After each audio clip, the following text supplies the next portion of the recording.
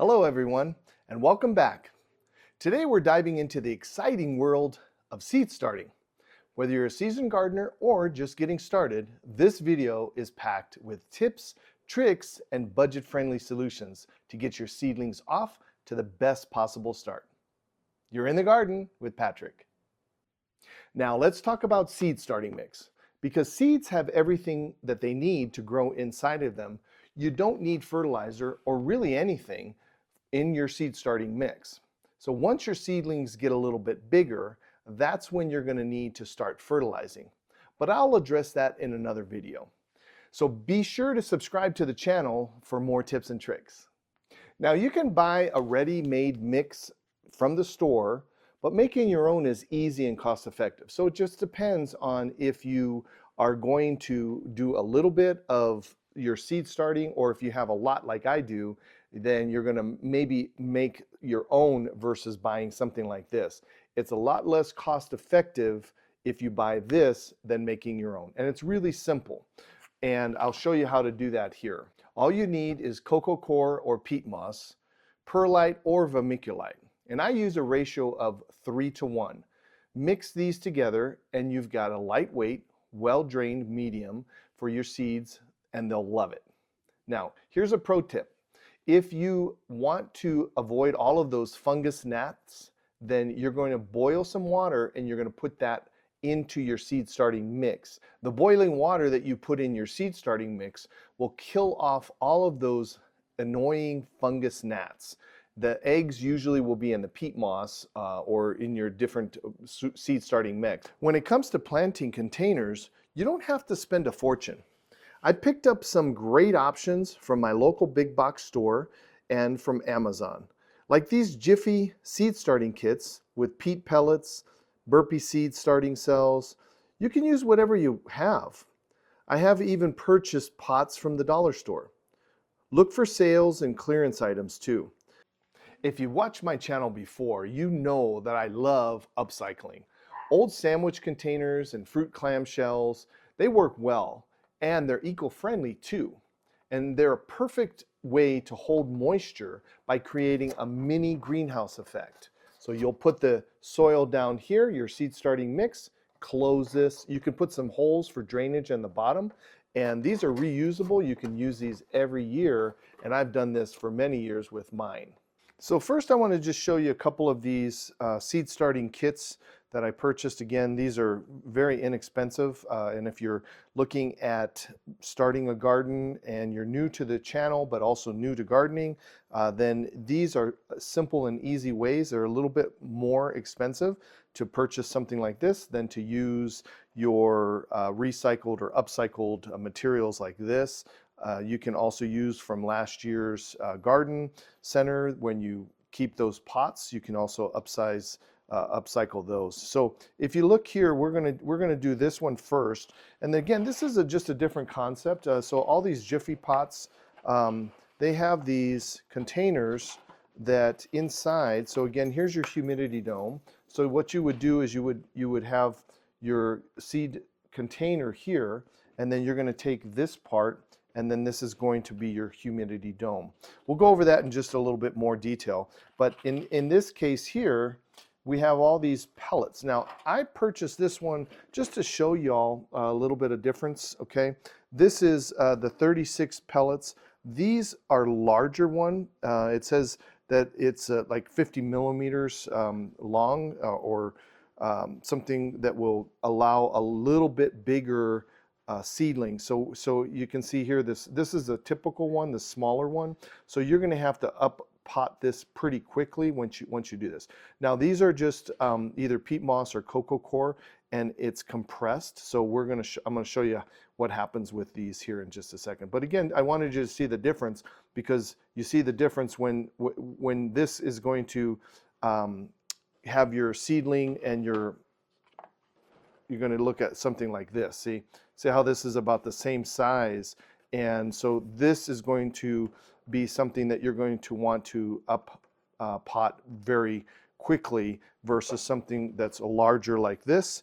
It's going to take a little bit longer, so you won't have to put this in a bigger pot. The same thing with these here. So again, you can see that these are a lot larger. So the size is going to allow you to keep those seedlings in this area in your potting seedling mix a little bit longer before you have to up pot those, okay? So we're gonna put some water in here and you're gonna watch this expand, and then we'll be able to plant 36 different seeds in this seed starting container. The directions for this greenhouse kit says to put 1.5 inches of warm water in here. So again, we're just going to pour in. Remember, I'm using boiling water, okay, because again, that will help kill off any of these fungus gnats. So you're just going to pour that water in here, and then what's going to end up happening is, as you can see, they're starting to expand already. Okay, so now you can see how these have expanded. It says 7 times, and it looks pretty about that. So this is where you're going to place your seeds. We're going to do that in just a minute, but again, just so you have an idea. So this is going to be the size of your planting medium here. So once you have your of course once this cools down, we're going to put our seeds in here, and then that's pretty much it as far as that.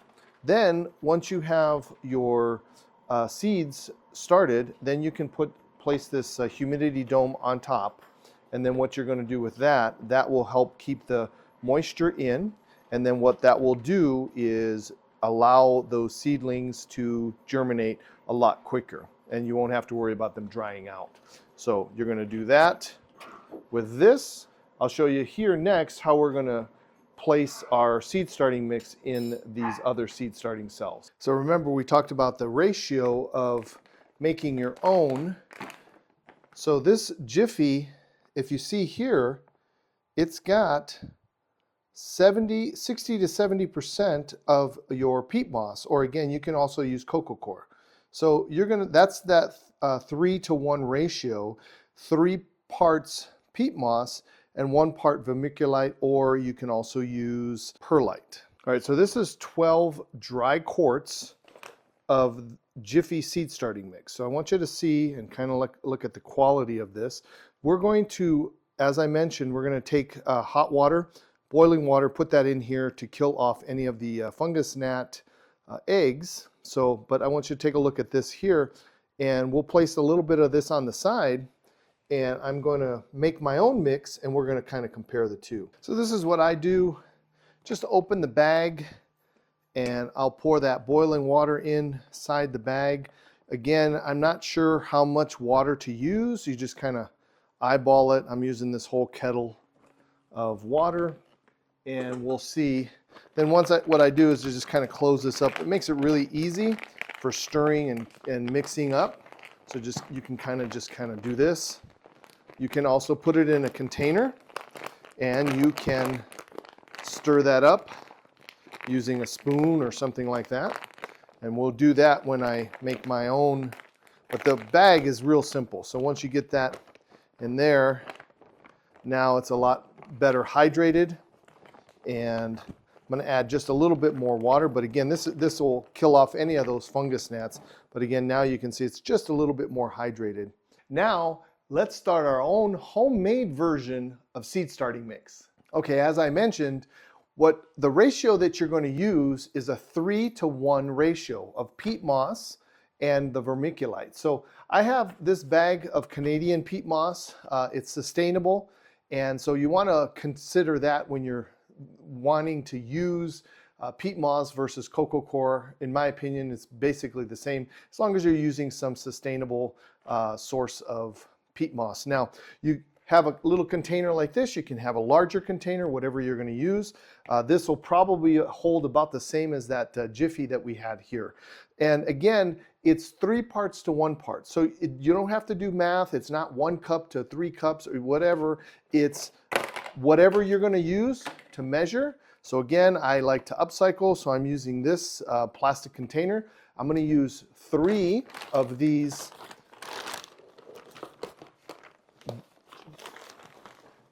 for my peat moss. Okay, so we're going to take 1 here. We're going to pour that in here.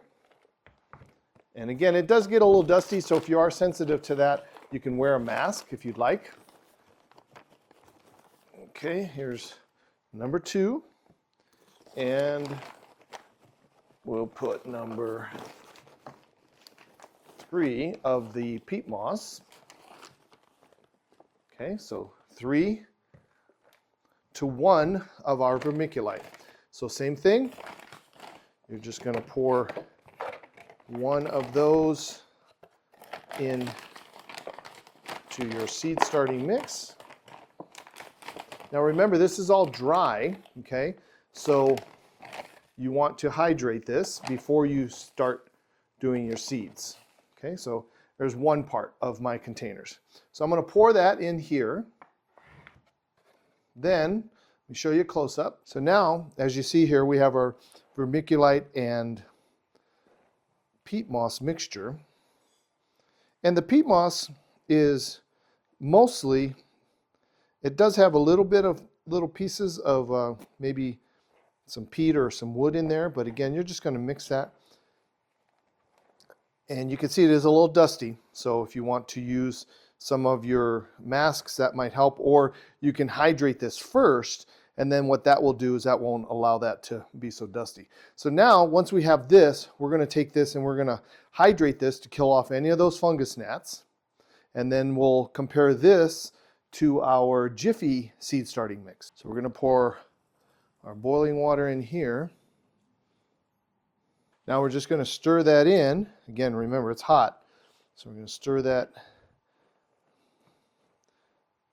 to hydrate that peat moss.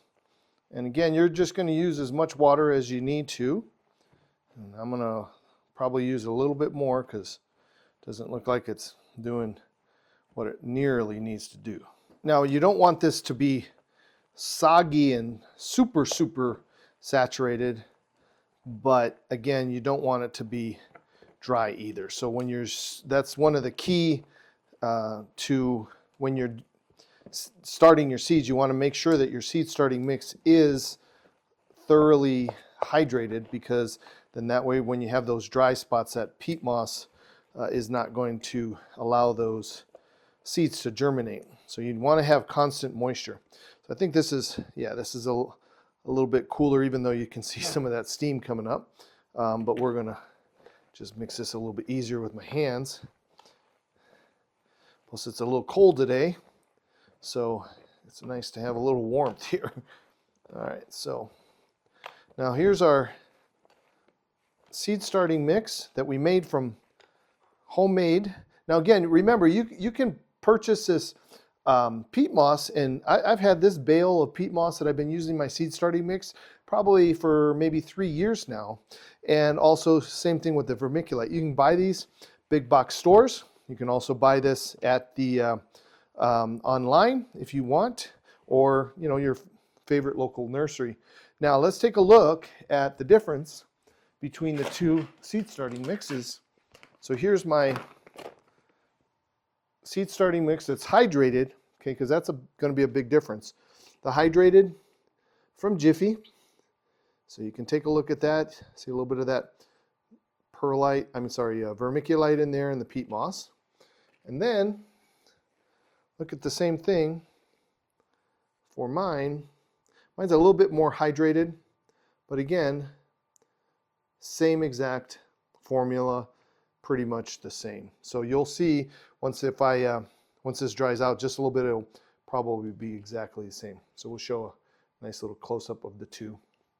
But that is how you make your own seed starting mix. Very simple and easy.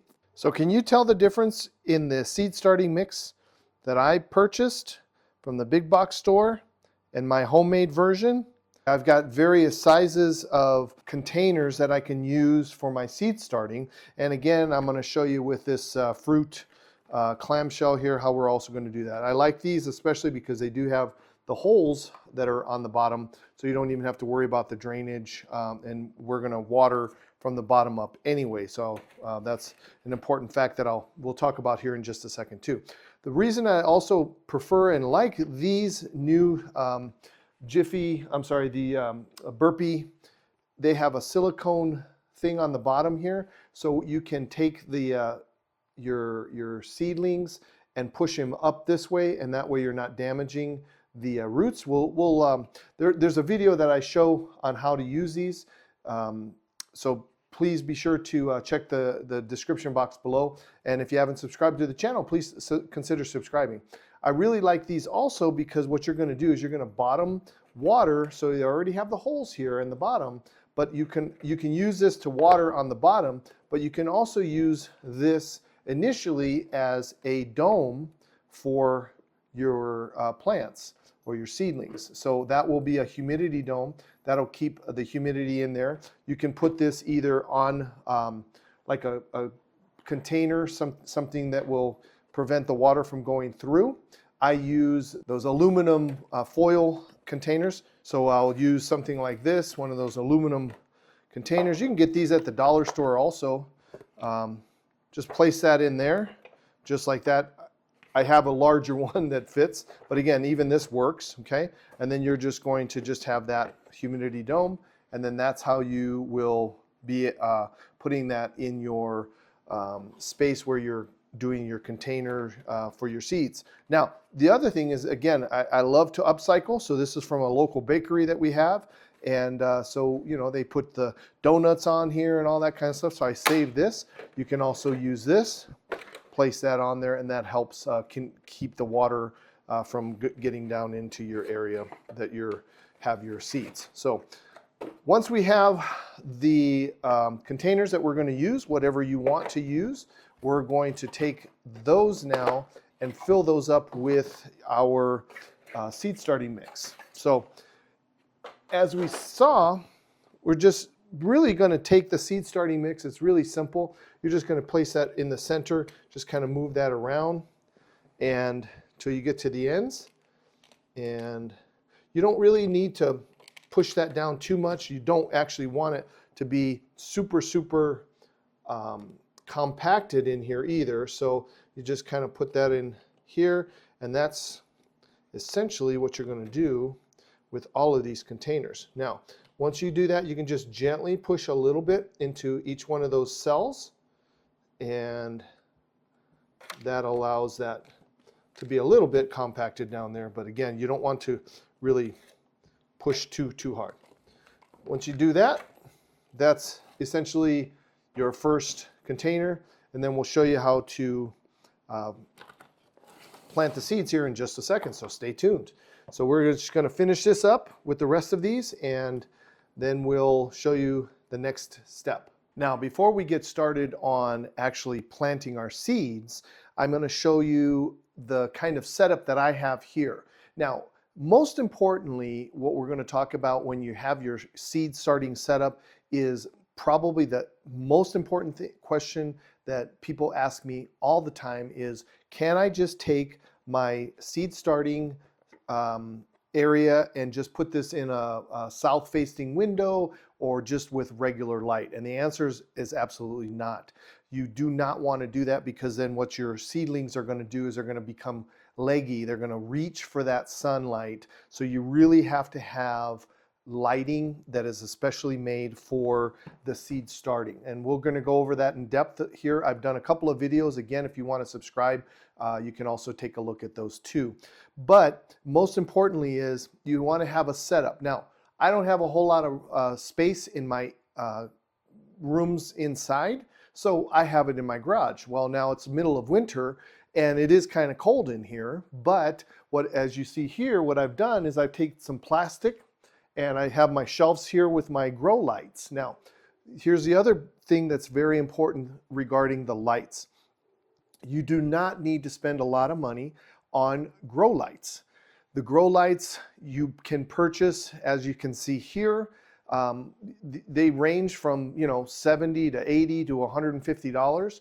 Different spectrums, different lights. For the basic gardener, we can get into some of the major differences and all that kind of stuff. But for the average gardener to start your seedlings, you do not need any of that. What I use is some of those little shop lights that you can purchase. I purchased mine at Walmart for 20 bucks. And as long as it has around 5,000 Kelvin, that's the type that you're going to be looking at. So when you look on the outside of the box, you're going to look for around 3,000 lumens and 5,000 Kelvin. That's around the area that you're going to need for good growth of your the full spectrum for sunlight. So let's take a look. And what I have here to keep my area warm, first of all, as I mentioned, I have my plastic liner that's going to keep the heat in. And there's a few things that you're going to look at. The first one is I have two heaters. This heater here is actually a heater that has a temperature control. I have it at 72, and what it will do is it'll shut off when the temperature in this area is 72. That way it doesn't get too hot. So I have this on the bottom because, again, heat rises. So you're going to have your heat rising through your different shelves. And also I have, if you can see here, let me show you, this is a remote. Again, you don't have to get this fancy, but I have a remote temperature control thermometer that tells me what the temperature is inside of my seed starting area. So we're going to have that. That's right now, it's at 72.5. It's probably about 35 degrees outside. My garage is not insulated, and so it's a little chilly inside here, this garage too. So the lights that you're going to have, you want to make sure that they're adjustable, so that when you have your seedlings, again, first, when you first put your seeds in, you do not need to have the lights on. That's not important. It's only when they start peeping through the soil here, the seed starting mix, is when you're going to want to have those lights turned on. So when you have your seed starting mix here, you want to have your dome on top first to keep things moist. That's probably the most important thing, is to keep everything moist throughout the germination period. So you're going to take your dome, put the dome on top like this, and then once you have your seedling starting to pop through, you're going to take the dome off, and then that's where the light's going to be at. Now, right now, the way these lights are a little too high. But again, I'll show you here how you want about 2 to 3 inches from your seedlings to the light. All right, so take a look now. This is the proper height that you're going to want to have, about 2 to 3 inches from your light source to your seedlings. Okay, once they start popping out, you're going to have that on, the lights on, and I usually have them on 14 to 16 to 18 hours a day. I have them on a timer that will automatically turn on and off, and that way we don't have to worry about the heater will come on and off all the time because again, it's just a temperature controlled. I also have here an area that I purchased some heat mats. These are beautiful because this will also warm up the bottom portion of your tray, and this will keep the temperature very warm. You're looking at probably around 70, maybe to 75 degrees in your area where your seed starting mix. So if you're starting indoors, you have an area where you can do something like this. That works perfectly. Or again, you can do something like what I did here. So I always like to use the space that I have and what's available, and you just kind of do what you need to do to get things done. So this is a great area to start my seedlings. And then of course, as things grow, what you're going to do, as these tend to grow up higher, then you're going to raise your lights to match the growth of the seedlings and your plants. So then we'll have this can actually go all the way up to the top here, and we won't even have to worry about that. But you want to have your grow lights on throughout the growing period until you're going to start hardening these off, and then they'll be ready to put in the spring in the ground. Okay, so when you're going to plant your seeds, all you're going to do is first, of course, most importantly, is just read the back of the package. It's not going to matter that much when you're seed starting here, how deep, but usually you're not going to go more than about a quarter of an inch, maybe a half an inch deep in your seed starting area. But again, read the back of the package. Most of your seed packets will tell you how deep you're supposed to put your seeds. So now in this particular case, this is a sweet bell pepper, and we're going to just put a little small area in my thumb or my finger where about maybe an eighth to a quarter inch depth. I'm going to pull my seeds at, and I'm going to put 2, maybe 3 seeds per hole, and that will allow just enough to germinate. If you don't have a germination of 1, so most of these will have a germination rate of around 60 to 70%. So that way you're ensuring that you're not wasting one of these cells. So we're going to put that in here, and most importantly is make sure that you label everything, okay? Because that's kind of important. You'll think that you know what you're planting, and then you walk away and you'll not be sure what you're doing. So these here are my peppers, my sweet peppers. These are Chinese giants, okay? So we'll see. This is the first year I'm going to plant these. We'll see what those look like. I do sell these in my my plant sale. I have an annual plant sale. I'm going to do a separate video on that. And if you're interested in doing a plant sale yourself, that's a very good way of adding a little extra income to your repertoire. So, okay, so that's it. So we're going to have all of these as our California Giants, and then these we'll use as our. I'm going to put that there just for now. And then I don't have a lot of these seeds. I planted these from last year. Let's see how many we have. Probably not enough to even put in there, but there's just barely enough. So we'll just use those in here, okay?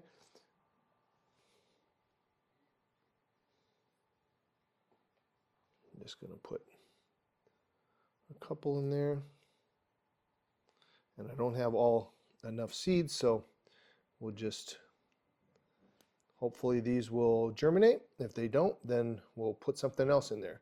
Now, once you've done that, all you just need to do is gently cover those seeds. And again, you can see they're really not that deep, about an eighth of an inch deep. And once you have put those underneath the ground, and you just want to keep those moist, you're always going to bottom water. So I have these here, and then just this one here. So next, you're going to make sure that you label. And what I always do is I will label the date that I planted these or put the seeds in, because then that will give you also an idea of the germination rate. On the back of your packet, it will tell you the around the time how long it takes to germinate, 7 to 10 days in most cases. So if it's been 2 weeks already and you really haven't seen any germination, then those probably are not going to germinate. These burpee have really nice little areas where you can look at. They have numbers, and they also have letters, A, and then you have the numbers here, 1, 2, 3, 4, okay, and then you have B, C, and D. That will give you also an idea. You can write that down on your piece of paper, and then you'll know that on these rows that you'll have the Chinese giant bell peppers. But again, you can just put something like this. Now, once you're done with that, you're going to always bottom water, okay? Bottom watering is important because that also helps not only with the amount of water that you're putting in so that it's going to grow, it's going to go and seep up, okay?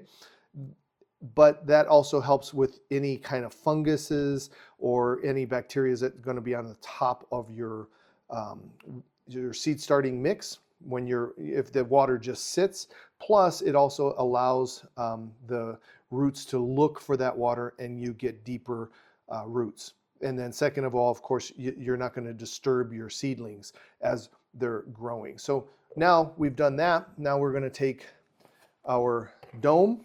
Going to put the dome right over here. And essentially now we have a little greenhouse that's going to make our seeds. Now you can use these packets that you purchase at the store. You can get these anywhere really, the Dollar Tree, the dollar stores, the big box stores, your local nurseries. You can also get them from a reputable online seller. You can also save your own seeds from last year or year before, or you can get them as gifts as I did for Christmas. Got a whole bunch of these. These are poblano chilies, and we're going to plant a lot of those today too. So after you have planted your seeds and your soil is moist, you've bottom watered here. Okay, you're going to empty all the rest of the water out. You don't want these soaking wet. Okay, but every once in a while, maybe once a day or every other day, if you need to, you can just go in and spritz it with a little bit of water, and then you can put your dome back on, and that'll keep those seedlings nice and moist during that germination period. So you're just going to leave this, check on the temperature, of course, in your area. Make sure everything is nice and warm. You want to make sure that those the top of your seed starting mix does not dry out. You don't want that to happen, so you want to make sure that that's nice and moist. And as long as you watch it every couple of days, in about 7 to 10 days, you should start seeing those little seedlings popping up. And then from there, you're going to be able to kind of watch them. We will start putting a little bit of fertilizer once they get their first true leaf. And but again, I'll go. There'll be another video on that. So if you want to subscribe to the channel, hit that subscribe button, and then you'll get notified when that video is published. So there you have it. It doesn't take a lot of time or effort to start your own seeds. You can use the bag mix or you can make your own. And again, I hope today you learned something and that it's going to make it easier for you and less intimidating to start your own seeds this year instead of buying them from your local nursery or your big box store. It's very satisfying and so much fun. And then you get to plant also the varieties that you want. So if you want to find something that's available that grows in your zone, then plant that, and you'll have plenty of those to come in the spring and into the summer. So if you would leave a comment below on something that you are planting this year, maybe this year you're going to be starting your seeds for the first time, and hopefully you can learn something from today's video. So I appreciate you watching.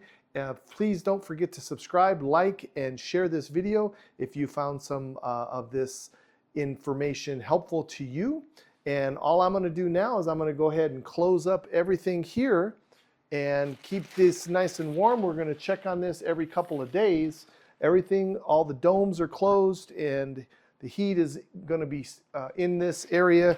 Once I put this plastic up, we'll check on it on a daily basis and make sure that everything is growing nicely. So thanks for watching. Until next time, happy gardening.